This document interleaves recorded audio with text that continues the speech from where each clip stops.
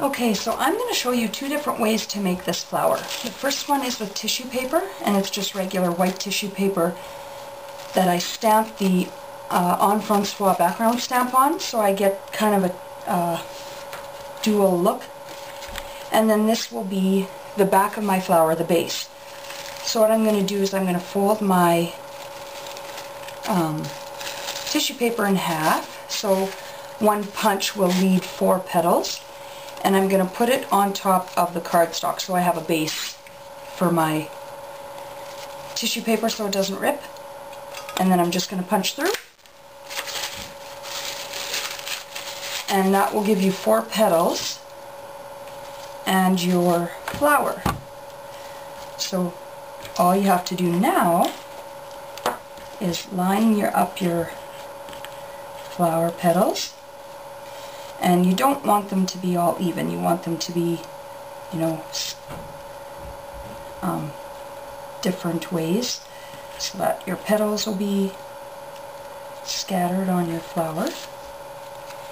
And then you put it on top of your base, and you'll punch a hole through in the middle.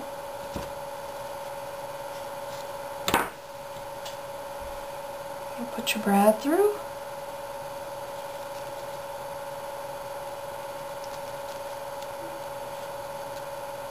And after you've done that, you're going to scrunch up your tissue paper,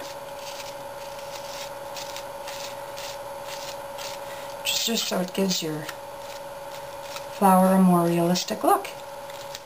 So there's one flower, all done. And now the second way I'm going to show you is kind of a neat way to do with cardstock. And what I did was I ran just a regular piece of cardstock through my crimper a few times, and then I crumpled it up a lot, really distress the paper until you can see that it's starting to break apart, and then you'll peel it apart just like that. So after you've crumpled your paper up and you've ripped it all apart, you straighten it out. I do with a bone folder to make sure I get it nice and straight, and then you will put it in your punch, if you can get it in there, and you'll punch it out.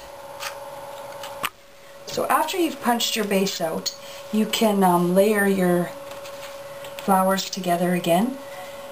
You won't need as many petals because the cardstock is thicker than the tissue paper, and so you'll just stagger out your petals and then place it on top of your base. And then you can punch the hole again for your brad to go through.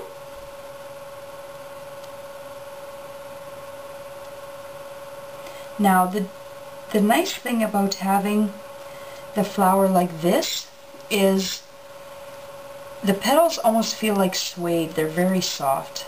So it's a totally different kind of texture.